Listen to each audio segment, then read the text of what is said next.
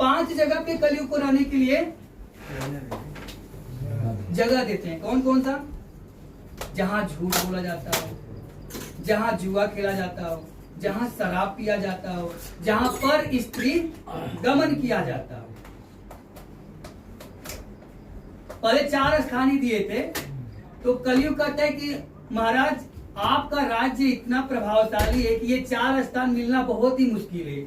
आपके राज्य में कोई चोर नहीं है, आपके राज्य में कोई जुआ खेलता नहीं है, आपके राज्य में अधर्म तो हो ही नहीं रहा है, तो मैं कहाँ रहूंगा? इसलिए कोई ऐसा कॉमन विषय दीजिए, कॉमन जगह दीजिए जहां मैं रह सकूं। तो राजा परीक्षित बोलते हैं कि धन जो होता है लोभ का कारण होता है, और वही भाई भाई में विवाद करवाया। इसलिए मैं तुम्हें आज्ञा देता हूं कि जहां सोने की ज्यादा उपलब्धता हो तुम वहां बस जाओ। सोना राजा जी के मुकुट में भी था। कलयुग मुस्कुराया और उनके मुकुट में जाकर बैठ गया।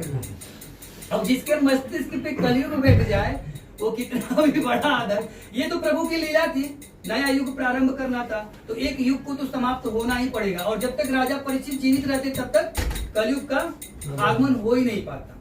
ये प्रेरणा थी प्रभु की। वो जब ऋषि के भृंगी ऋषि के आश्रम में जाते हैं और वहां पे पीने के लिए पानी मांगते हैं। ऋषि ध्यान में मग्न थे, सुन नहीं पाए, तो उन्हें क्रोध आया और एक मरा हुआ सांप उनके गर्दन में लपेट देते हैं। जब ये बात उनके पुत्र को पता चलता है तो क्रोध आता है कि मेरे पिता का अपमान किया आपने। उन्होंने श्राप दे दिया वहीं से कि आज से ठीक 7वें दिन तक्षक नाग के विष से तेरा पूरा शरीर जलकर राख हो जाएगा। जब उनकी आंखें खुलती हैं और सारा दृश्य देख लेते हैं, त्रिकाल करते हैं, अरे तूने ये क्या कर दिया? वो सबसे बड़ा धर्मी राजा था, लेकिन कलयुग के प्रभाव ने उसकी मति को भ्रष्ट कर दिया, इसलिए ऐसा कारण हो गया। पर तुझे किसने अधिकार दिया श्राप देने का? इसलिए बच्चों को कभी इतनी बड़ी शक्ति